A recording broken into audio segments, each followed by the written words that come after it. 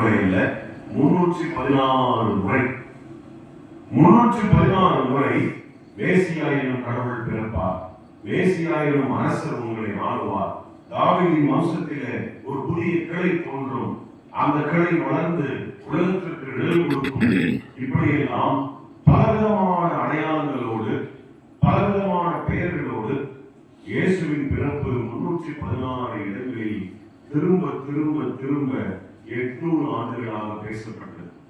ஆனால் லூக்கா 2 மட்டும்தான் இயேசு பிறந்த பிறகு தீர்க்கதரிசிகள் அல்ல, தேவ தூதர்கள், அதாவது வான தூதர்கள் அல்லது ஏஞ்சல்ஸ், கடவுளின் இறை தூதுவர்கள், செய்தியை வந்து சொல்லுகிறவர்கள் மக்களுக்கு சொல்லுகிறார்கள், அவர் பிறக்க போகிறார் அல்ல, அவர் பிறந்து விட்டார். உங்களுக்காக தாவீதின் ஊரில் பிறந்து விட்டார். தாவீதின் ஊரில் இரட்சகராகிய கிறிஸ்து பிறந்து விட்டார். அந்த பிள்ளையை துணிகளில் சுற்றி முன்னணியிலே கிடத்தி இருக்க காண்பீர்கள். இதுவே உங்களுக்கு அடையாளம், போய் பாருங்கள் என்று பிறப்பின் செய்தி முதலில் அறிவிக்கப்பட்டது. மரியாளும் யோசேப்பும் கலிலேயாவிலிருந்து புறப்பட்டு யூதேய நாட்டுக்கு வரார்கள். உங்களுக்கு அந்த சரித்திர கதை நன்கு தெரியும். மரியாளின் ஊர் நாசரேத்து, அது கலிலேயாவில் இருக்கிறது. யோசேப்பின் ஊர் பெத்லகேம், அது யூதேயாவில் இருக்கிறது. இந்த 2 நாடுகளுக்கும் இடையே 80 மைல் தூரம் இருக்கிறது. 80 மைல் தூரம், ஏறக்குறைய 170 கிலோமீட்டர். இரவும் பகலும் நடந்து நிறைவாத கற்பனை பிள்ளையை பெற்றெடுக்க போகிற ஒரு பெண்ணை குடிமதிப்பிலே பெயர் சேர்ப்பதற்காக குடும்ப தலைவனாகிய யோசேப்பு இரவும் பகலும் நடந்து அந்த பெண்ணை கூட்டிக் கொண்டு நாசரேத்தில் புறப்பட்டு பெத்லகேம் வருவார். பெத்லகேம் முழுவதும் ஏராளமான மக்கள், எருசலேம் முழுவதும் ஏராளமான மக்கள், உலகமெங்கும் இருக்கின்ற யூதர்கள் தங்கள் பெயரை குடிமதிப்பிலே சேர்த்துக் கொள்ள தங்கள் சொந்த ஊர்களுக்கு வந்துவிட்டார்கள். ஆகவே வீடும் சத்திரமும் நகரமும் நிரம்பி வருகிறது. எல்லா வீடும் தான் தருவோம். நம்முடைய உடன் பிறந்த சகோதரர்கள், சொந்த பந்தங்கள், நண்பர்கள் நம்முடைய வீட்டுக்கு வந்திருப்பார்கள் கிறிஸ்துமஸ் பண்டிகை கொண்டாட. ஆகவே வீடு ஃபுல்லா இருக்கும், மக்கள் நிரம்பி வழிவார்கள் என்று சொந்த பந்தங்கள் ஃபுல்லா இருக்கும். அப்படி எல்லாரும் அந்த நகரத்திற்கும் கிராமத்திற்கும் அந்த நேரத்தில் இயேசுவின் தாயும் இயேசுவின் தகப்பனாக அறியப்பட்ட யோசேப்பும் தங்க அவர்களுக்கு இடமில்லை.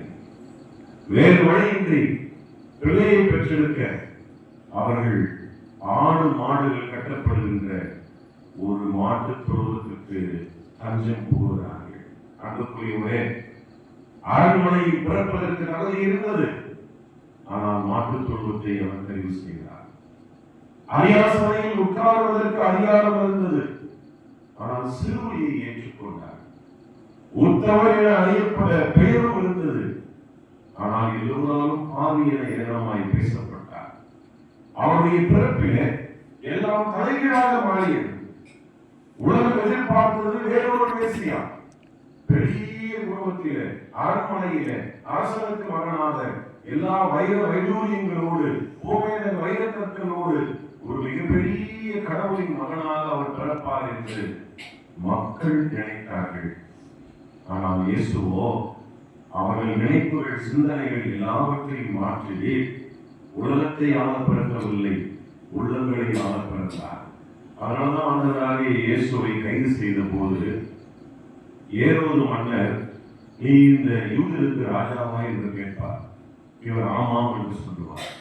அப்படியா, நீ யூதருக்கு ராஜாவா என்று திரும்ப கேட்பார். அதற்கு இவர் சொல்லுவார், நான் ராஜா தான் நீ சொல்லுகிறபடியே, ஆனால் என் ராஜ்யம் இந்த உலகத்துக்குரியது அல்ல. நான் இந்த உலகத்துக்கான ராஜா அல்ல, உள்ளங்களை ஆள பிறந்தவன். நீதியோடு நெறியோடு நன்மை செய்து எல்லோரையும் சமமாக பாவித்து மக்களை ஆளுகை செய்ய பிறந்த மேசியா எனும் கடவுளின் மகன் நான், கடவுளின் மறுரூபம் நான் என்று பேசுவார். அங்கதான் இவர்கள் வனாந்தரத்தில வயல்வெளியில் தங்கி ஆடு மாடுகளை வைத்துக் கொண்டிருக்கிற நேரத்தில் தங்கள் மந்தைகளை காத்துக் கொண்டிருக்கிற நேரத்தில் அங்கே ஒதுக்கப்பட்டு தங்கள் வனவிலங்குகள், அதாவது தங்களுடைய ஆடுகளை வனவிலங்குகள் ஏதும் அழித்து விடாதபடி அவைகளை பாதுகாத்துக் கொண்டிருக்கிற ஒரு மேய்ப்பர்களுக்கு ஒளி அந்த இடத்திலே இருளை நீக்குகின்ற வெளிச்சமாக கர்த்தராகிய இயேசுவின் பிறப்பு நடக்கிறது. இயேசுவின் பிறப்பு இருளில் இருக்கிற கூட்டத்திற்கு வெளிச்சத்தை கொண்டு வந்தது. பயத்தில் இருந்த மக்களுக்கு நம்பிக்கையை கொண்டு வந்தது. ஒதுக்கப்பட்ட மக்களுக்கு முக்கியத்துவம் கொடுத்தது. ஓரம் கட்டப்பட்ட சமுதாயத்திற்கு நீங்கள் ஓரம் கட்டப்பட்டவர்கள் அல்ல, நீங்கள் தான் இயேசுவின் பிறப்பை முதலில் தரிசித்து உலகிற்கு போய் சொல்ல வேண்டும் என்று அவர்களை பிரதானப்படுத்தியது.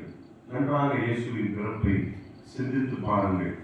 இயேசுவின் பிறப்பு முதலே அவர் ஒரு மாற்றத்தை உலகத்தில் ஏற்படுத்தினார். எதுவெல்லாம் ஒதுக்கப்பட்டது